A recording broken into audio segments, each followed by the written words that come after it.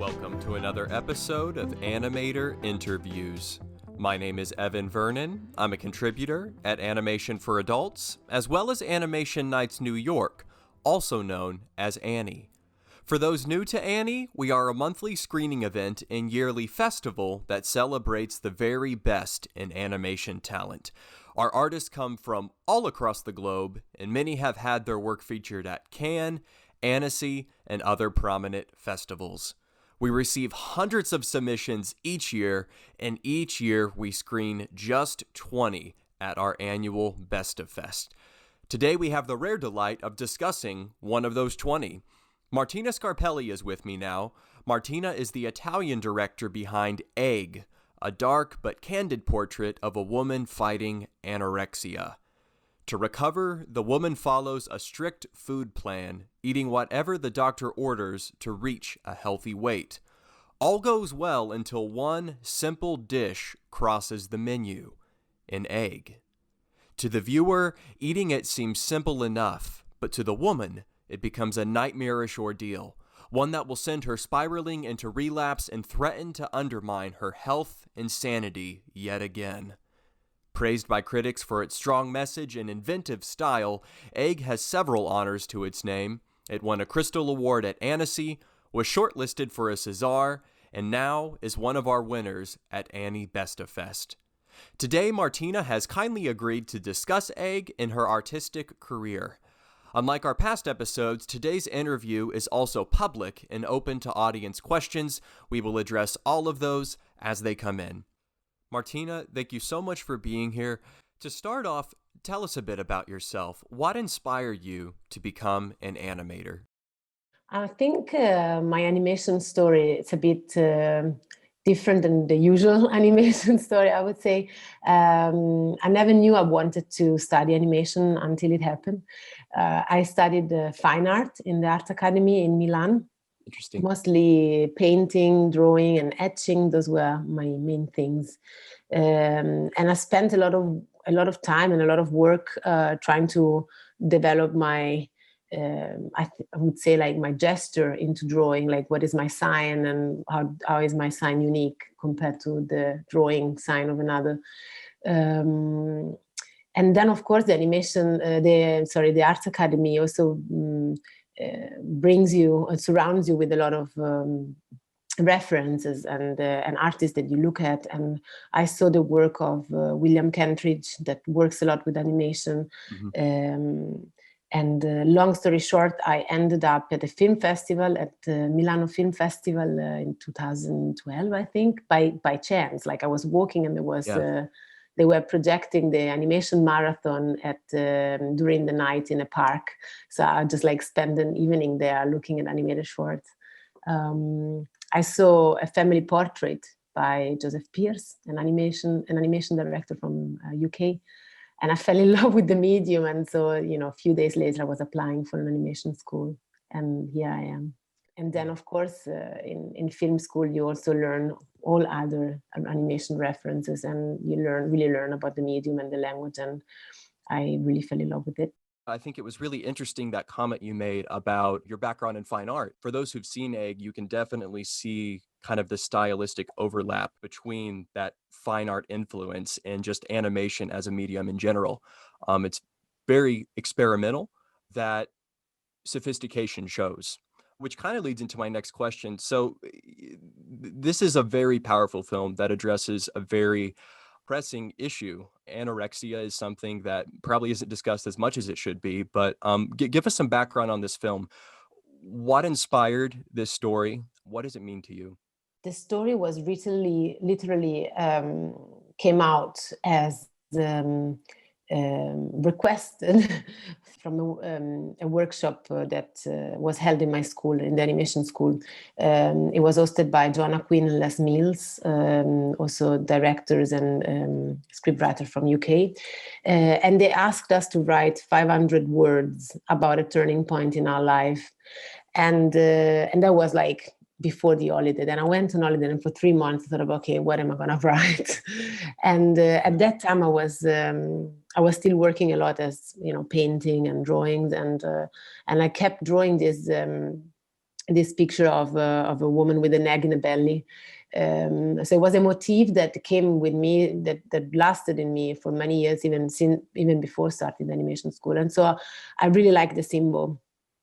And then also something that I learned during Art Academy. I love reading about Greek philosophy and aesthetic and medieval symbolism and iconography in general. So I'm a sucker for that. And something came out, which is that the ancient Greek believed that food pleasure comes by touch instead of taste, because it's drifted from the contact between the food and the throat walls.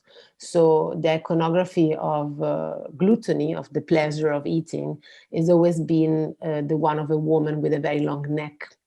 So I took these two elements, this iconographic story and or like symbolism, and the symbolism of my own symbolism of the egg and my own imagination, and kind of tailored my own story on it. And the egg is based on my own story, so it's a personal journey.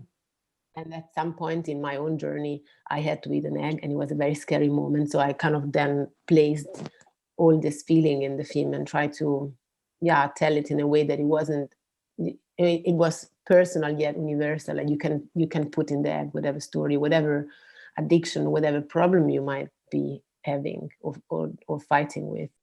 Yeah. No, that was a very thorough explanation. Thank you so much. Wow. Yeah, it's interesting. You talk about, your kind of stylistic influences, and I've never struggled with anorexia, but I could feel myself being immersed in that world because of this kind of subjective reality that you were constructing. I'm curious to get your thoughts on this. It feels like the subjectivity of animation, this ability to create a world that shows in a very subjective way, like allows like the viewer to better understand the psychology of illness and trauma. I think because animation is, by definition, is not reality. It's a drawing that moves. So you somehow, as a viewer, you trust what you see no matter what, right? So you kind of, the boundary of the viewer, like the skeptical viewer, when you're watching a film that is animation but pretend to be like live action, that is like VFX animated, the moment that something is badly animated, it's like, oh, it was badly done, immediately you become this like judge, like this animation police. While instead, when you have a drawing that moves, and it's like, okay, this is a fake, this is a paradox, it's not reality, then immediately the relationship between the one who's telling the story, the director, and the audience becomes a much more a trusting relationship. So you can potentially say whatever you want and construct whatever world you want, and the viewer will believe in it, will empathize with the character no matter what. If the character is a ball that bounces, then it doesn't matter anymore. So I think that's the power of this medium, and I think that's why this medium is beautiful, and that's why this medium is used a lot of time to create worlds or like tell stories that are about something that we slightly know, but behind what we know. And of course, animation can work in so many ways. There is not just like the psychological film, but it really works well with anything mental, I think. You've said it perfectly. There is something just incredibly immersive about animation as a medium that just puts you in somebody else's shoes and allows you to experience the world through their eyes for just a moment. It's not every day you see artists do that. From the outside looking in, a lot of people see animation just as entertainment, but for you, it feels more like I guess not only a way to express yourself, but also a tool, like a social tool in some way, which kind of leads into my next question here. You have a lot of other work to your name. With Egg in particular, correct me if I'm wrong, the goal was to kind of not only draw attention to something that's very personal, but also raise awareness possibly. What would you like your artistic legacy to be, Martina? How would you like people to remember you when they look at everything you've done? Man, that's my nightmare. I'm like, oh man, what am I going to leave to the world? It's a big question. Yeah. Well, I'd like to make a couple of feature film, a series of painting, a bunch of work. But okay, no. Well, I would like to produce work. I don't know how I'm gonna be remembered, and maybe I shouldn't care. But like, what I would like to do is, I would like to produce work that he's bold and that is daring, basically. Yeah. And, you know, somehow I like to call it like things that need courage to do in general, which doesn't matter stories that needs courage to tell, or but also like projects that are hard to make, you know, like Yeah. I like the challenges. So I'm not, somehow I made so far films that very much align, talking about body and woman and femininity, which I really do think it's an important topic, but it wasn't something that I planned, right? It was something that happened. So it's not something that I'm trying to make only films like that or about that. Like I want to tell good stories and make good films and make nice projects in general. But yeah, if there is something I could say, I would like to do sharp content and projects that are bold in many different aspects, so that are unexpected somehow. I'm sure that you've already done that. I think it goes without saying that you've already done that. You do have a very auteur style, something that's very distinct. You mentioned how there's kind of this anatomical aspect to your work as well. That's very prominent in Egg. But yeah, well said, Martina. Thank you so much for sharing. I'll revisit this question here. I think our guest retyped it. Has anyone reached out to you, because this deals with something that's not only personal to you, Martina, but universal in the sense that other people suffer from anorexia as well? Has anyone said this film touched me? Yeah, I had different cases, which really surprised me, actually. One thing I want to say is that when I was making this film, of course, you know, when you apply for film funding and so on, you kind of ask to think about your audience and who are you talking to, as you should as a director. And I've never considered the people with the same kind of sickness being my audience, because when I was sick, if I had to watch a film about my own problems, I would never want to watch it. Definitely not. So I didn't think that would help anybody, or like that wasn't my main target. But then right after the premiere of the film at Annecy in 2018, I received the first email where a girl was sitting in the audience, an animation student as well. She that had the same problem I had. She saw herself in the film and give her some courage to recover. I mean, the film is not necessarily about anorexia. I mean, it's a story about a relapse, about, you know, you have a challenge, you fail, and that's it. You have to accept the fact that you're failing. So it's actually a film about failure and moving on with it, you know, pick yourself up. So and when I realized that it wasn't just a film about anorexia, but it was a film about a process, or how do you deal with it on the what's after. Then I realized that there was a lot of people who could have actually identify with me, with my story, you know, with me. But and so this girl wrote me an email and touched me a lot.